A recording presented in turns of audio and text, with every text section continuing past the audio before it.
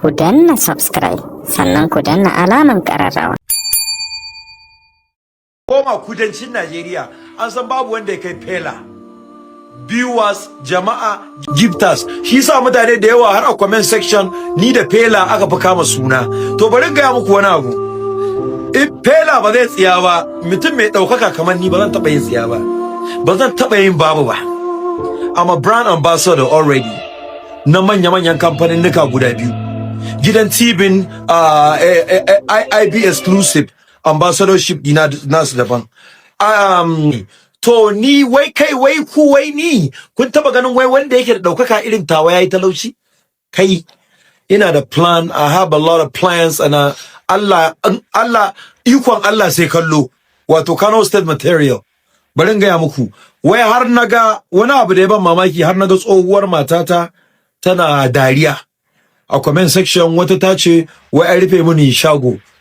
Ni kuma wallahi a bayan zuciyata ma da irin na dan tausaya mata ina cewa kai wannan tsohuwar matar da muka rabu da ita fa kamata ya ce in wani dan kwana biyu dan cilla mata saboda ina da account number ta dan dinga cilla mata wani abu.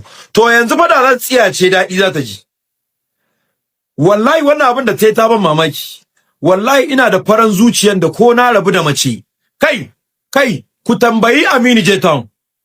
In ba na rantse muku rabbi billahi lazi da cha ne zan bata kyautan miliyan 1 ba Allah ya tsina saboda bana son wacce na zauna da ita tai talauci na rantse muku da Allah amma cin mutuncin da ta muni shine yasa cin mutuncin da ya biyo baya da zagi mugun zagi shi sa na fasa kuma har abada na fasa yau kuma tausayin ma na da tausayin ta tunda a haka kuke cewa soyayya muguwa ce wallahi muguwa ce in ba mugunta in mutum ba mugu ba yau ke yanzu ashe in na tsiyace murna za su yi bayan da za ya tsiyace a gaban ta nake rejecting din tallika nawa nake rejecting ni ne zan tsiyace to billahi allazi la ilaha illa huwa jama'a kuna da aiki madaukakin mutum iri na da Allah ya daukaka ni abinda ake cewa ikon Allah sai kallo ku ce wai zan tsiyace kuma su TikTok sai sun fi kowa asara aka rufe live bari ga muku sai sun fi kowa asara ba